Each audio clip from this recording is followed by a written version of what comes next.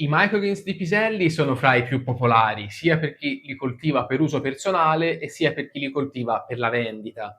Sono abbastanza semplici da coltivare, sono belli, sono buoni, sono ricchi di nutrienti e sono anche versatili in cucina perché li puoi mangiare sia cotti sia crudi. Ma c'è un piccolissimo problema, ce ne sono molte varietà e scegliere quella giusta che fa al caso tuo potrebbe essere un pochino complicato. Quindi oggi ne coltivo 3 per te e spero che alla fine di questo video tu abbia le idee un pochettino più chiare sul quale scegliere. I motivi per cui potresti scegliere una varietà o un'altra sono vari, la lunghezza del microgreens, la consistenza, se vuoi i viticci, diciamo le manine che escono fuori oppure no, i tempi di crescita, i tempi dell'ammollo, il sapore che può variare, l'uso che ne vuoi fare, se li vuoi mangiare o vendere per uso a crudo, cotto oppure nei frullati, che è una cosa che a me piace tantissimo. Oggi comunque per comodità di video li tratterò tutti al solito modo, solito tempo di ammollo, solito tempo di crescita, tutto uguale e poi alla fine faremo un confronto ed eventuali valutazioni su cosa potrebbe essere fatto diversamente. Ho appena messo il terriccio nelle teglie,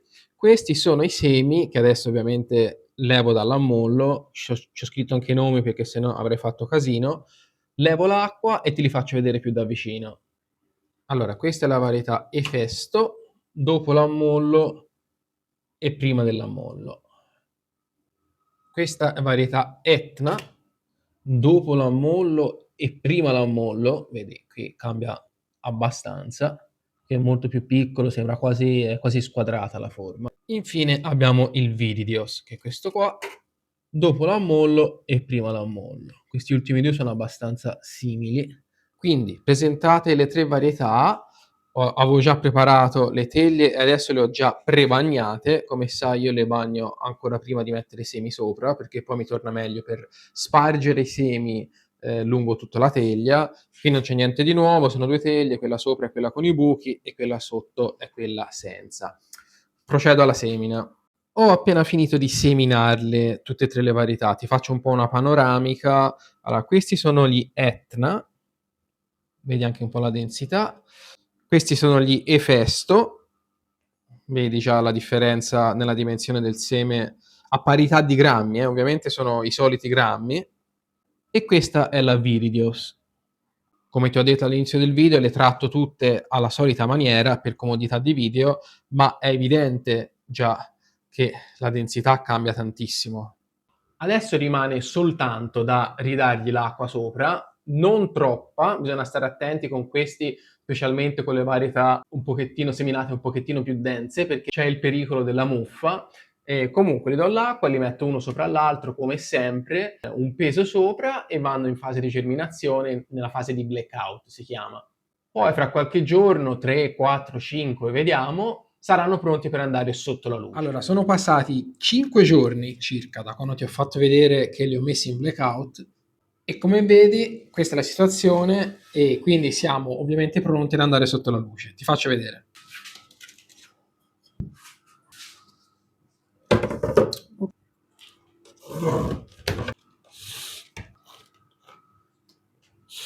Allora, questo è il Viridios, questo è l'Efesto e questo è l'Etna. Come vedi ci sono stati un po' di problemini di germinazione. Allora, questo qua, ti dico la verità, i semi non erano più nuovissimi, quindi potrebbe dipendere anche da quello. E lo stesso vale per l'Etna, perché comunque queste sono 2 varietà che non uso più. Io adesso uso questa qua, la Viridios. Adesso do una annaffiatura dall'alto, perché io i piselli e anche i girasoli, la prima annaffiatura la faccio dall'alto, ti faccio vedere.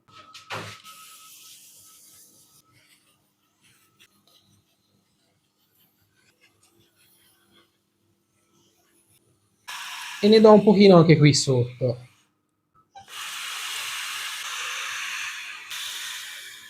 Allora, ti dico la verità, in questi giorni c'è stato un problema elettrico qui alla stanza ed è mancata la corrente per circa 10 ore, quindi tutto spento, condizionatore, deumidificatore, ventilatore, eccetera, eccetera. Quindi ci sta che anche quello sia fra le cause di una germinazione non impeccabile, ma per questi due, come ti ho detto, sono semi non più proprio nuovissimi. E comunque insomma il problema alla fine era che dei LED facevano saltare la corrente, ci siamo arrivati per esclusione. Questo per dirti che gli imprevisti possono capitare in qualsiasi momento e devi essere in grado di risolverli velocemente.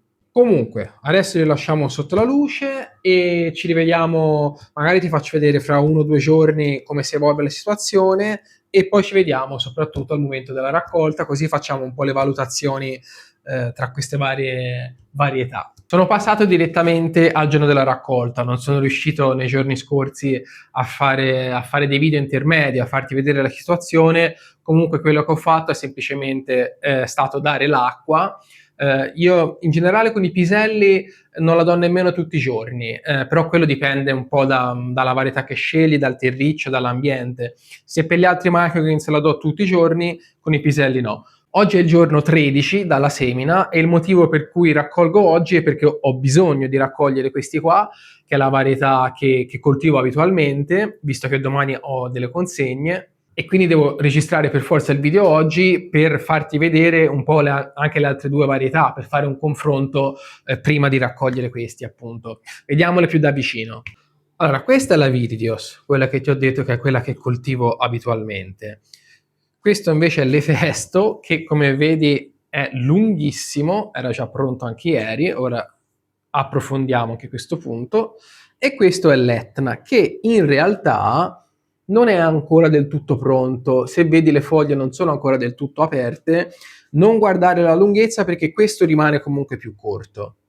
Quindi il problema non è quello, il problema è che le foglie non sono ancora del tutto aperte, si vede bene qui. Ora ne raccolgo uno per ogni varietà, così riusciamo a fare un po' un confronto un pochettino più da vicino. Allora, abbiamo le tre varietà, qui una accanto all'altra, sono nell'ordine che hai visto prima nella teglia, quindi questa è la Viridios, questo è l'Efesto e questo è l'Etna. A differenza di lunghezza si vede, guarda, te le metto in ordine, dall'Etna all'Efesto la differenza è abissale. Allora, la varietà che preferisco io è questa qua, la Viridios, perché è comunque un compromesso tra, a parte che è molto bella con questi viticci, poi ha un buon sapore e può essere messa facilmente in un piatto. Se fosse troppo lunga può essere tagliata. È buonissima anche in insalata, io ci faccio anche i frullati, quindi secondo me è quella un pochino più versatile, comunque quella che fa più al caso mio. Questa qua, l'Efesto, è una varietà un pochettino più simile a quella che forse si vede nei video americani. Questa evidentemente non è una varietà che magari gli chef usano nel piatto come decorazione. Questa la vedo più eventualmente in un'insalata, ovviamente tagliata a pezzi perché sennò è difficile da mangiare, oppure anche in dei frullati o saltata. Ah, anche questa è buonissima saltata in padella. L'Etna, questa qua, l'ultima che non era ancora del tutto pronta, secondo me è più adatta, diciamo, come decorazione. Poi la puoi mettere anche in insalata, la puoi fare saltata, tutti gli altri usi, però viste le dimensioni contenute e l'ottimo sapore, secondo me è più indicata magari per la ristorazione, per gli chef che vogliono magari dare un tocco finale. A livello di sapore sono comunque più o meno simili. Ripeto, a me quella che piace di più è questa qua, però non è che cambiano moltissimo. Anche come consistenza sono abbastanza simili. Poi c'è da valutare anche quanto riesce a raccogliere dalla solita teglia. È evidente che questa qua, anche se riesce a seminare in maniera più densa, poi visto che sono abbastanza piccolini, il raccolto sarà inferiore, per esempio, a queste altre due. Se cerchi una varietà che vada bene sia eventualmente per la ristorazione, ma anche per uso personale, che sia saltata, che sia cruda, che sia in frullato, secondo me questa è la migliore. Però, ripeto, dipende da cosa ti serve a te. Questa è quella che mi ha convinto un po' di meno. È evidente che la raccolta, se fatta bene, ora ti avevo già accennato che i semi non erano nuovissimi, però come vedi c'è tanta massa, cioè è veramente tanto. I piselli sono abbastanza flessibili, cioè se rimangono un giorno o due anche in più sulla teglia non fai grossi danni. Per esempio questi avrei già potuto raccoglierli ieri, però poi non, insomma, non sono riuscito e li raccolgo oggi e non c'è alcun problema. Se invece li fai andare troppo avanti, soprattutto la parte finale del gambo diventa un po' troppo fibrosa, quindi per l'uso a crudo potrebbe non essere più troppo adatto. Se invece ci devi fare un frullato o saltati, a proposito, saltati in padella sono buonissimi, basta un pochettino d'olio, un pizzico di sale, se vuoi uno spicchio d'aglio, magari lasciato intero così poi non mangi direttamente l'aglio, ma è uno dei miei modi preferiti, dei nostri modi, anche a Yui piacciono tantissimo di mangiarli. È evidente che cuocendoli perdi un po' di valori nutrizionali rispetto a mangiarli a crudo, però una volta ogni tanto non ci vedo niente di male. E più che altro, se li vuoi cuocere, considera che poi perderanno acqua, quindi diventeranno piccoli, quindi ne devi avere molti da cuocere. Se ne hai pochini, se ti fai delle tagliettine nemmeno come queste sono le 10-10. Se hai delle teglie ancora più piccole, magari secondo me non ti conviene cuocerli, ti conviene mangiarli a crudo. Ma se un giorno avrai abbondanza di piselli, qualunque varietà sia, prova anche a farli saltati. Ultima cosa che ti dico, fa attenzione a non coltivarle troppo ravvicinate, perché se le coltivi troppo ravvicinate, ora io l'ho già staccate prima per fare il video, però guarda cosa succede. Vedi? Con le mani si attaccano l'una all'altra e in certi casi la situazione può diventare drammatica, quindi considera sempre anche questo problema nelle varietà che hanno i viticci, chiaramente. Le varietà che non ce l'hanno non c'è questo problema. Ci sarebbero ancora altre varietà, magari di piselli da provare, da coltivare. Io oggi ho coltivato queste tre e spero che comunque ti abbia fatto capire che non c'è una varietà migliore o peggiore, c'è la varietà migliore o peggiore per te, cioè per l'uso che ne devi fare te, che sia per consumo personale o per la vendita.